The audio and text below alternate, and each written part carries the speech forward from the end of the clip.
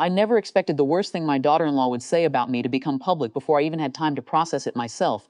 By then I was 72 and still living in the house my late husband and I had bought 40 years earlier. Every room carried some memory of him. The kitchen table had scratches from our children's homework projects. The hallway still had a faint mark where our son crashed his bicycle indoors when he was 12. It was never a mansion, but it was mine. After my husband died, my son Daniel started visiting more often. His wife Rachel came too. At first I was grateful. They helped with errands, they checked on me, then something changed, not suddenly. Gradually, Rachel began speaking for me when other people asked questions. If a neighbor asked how I was doing, she'd answer before I could. If repairs were needed, she'd discuss them with Daniel as though I weren't standing there. Nothing was openly cruel, that was what made it confusing. Whenever I mentioned feeling excluded, Daniel would smile awkwardly. She's just trying to help, Mom. Maybe she was, so I kept telling myself that the doubt became exhausting. Months later, Rachel became involved with a local business association. She was ambitious, organized, and well-liked. One evening, they hosted a live stream fundraising event online. Daniel asked if I wanted to watch. I said yes. I sat in my living room with a cup of tea while the broadcast played on my television. The event itself was uneventful. Speeches, introductions, thank you messages. Then there was a transition between segments. Someone backstage thought the microphones were muted. They weren't. At first, I wasn't even paying attention. Then I heard Rachel's voice clear as day, frustrated, impatient. I swear, if Daniel doesn't stop dragging his feet, I'll dump her in a nursing home myself and take control of that house.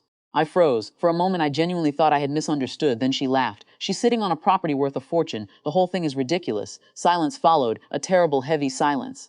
I remember setting my tea down because my hands suddenly wouldn't stop shaking. The painful part wasn't the threat. It was how ordinary she sounded, not angry, not emotional, just practical, as if she were discussing a household chore. The live stream continued for several seconds before someone realized what had happened. But the damage was already done. Hundreds of people had heard it, including people who mattered to her, including Daniel, including me. I expected panic afterward, denials, excuses. Instead, something else happened. The association's moderator returned to the broadcast looking visibly uncomfortable. She paused the event. Then she addressed the audience directly. We need to acknowledge what was just transmitted on the live feed. No ambiguity, no pretending it hadn't happened, no opportunity to rewrite it. The moment became official, public, documented, real. The next few days were strangely quiet. Rachel called repeatedly. I didn't answer. Daniel came to see me alone. For the first time in years, he looked uncertain, older somehow. He sat across from me at the same kitchen table where I'd raised him. I heard it, he said. I nodded. He stared at his hands. I didn't know she felt that way. I believed him. That didn't make it hurt less. Because part of me realized something uncomfortable.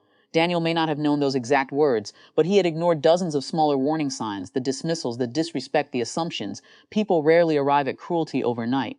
The business association launched an internal review because several members had complained about Rachel's conduct during the event. One of their board members publicly stated that the comments were unacceptable and inconsistent with the organization's values. That was the authority intervention that changed everything. Suddenly, nobody was asking whether I had misunderstood Rachel. Nobody was questioning my memory. The conversation shifted entirely. Her own words had become the evidence. At the suggestion of an attorney friend, I updated every legal document related to my estate, ownership protections, medical directives. Financial safeguards, everything, not out of revenge, out of clarity. I had spent too much time assuming good intentions would protect me. They wouldn't. Proper boundaries would. Rachel eventually sent a long apology, then another, then another. I read them all. I never responded, not because I wanted to punish her, because I honestly didn't know what response existed for something like that. Some things can't be unheard. Months later, life became quieter. Daniel still visited. Our relationship survived, though not unchanged. Trust returns slowly after certain truths emerge. Sometimes it never fully returns at all. As for Rachel, I stopped trying to understand whether she was sorry for what she said or sorry that everyone heard it. That question no longer belonged to me. The greatest surprise wasn't watching her lose influence. It wasn't the legal protections. It wasn't the public consequences. It was discovering that dignity feels different from victory. Victory would have required me to enjoy her downfall. I didn't. What I felt instead was relief. Relief that I no longer had to wonder whether my instincts had been wrong. Relief that the truth arrived before it was too late. And relief that the house my husband and I built together remained exactly what it had always been, my home, not someone's opportunity.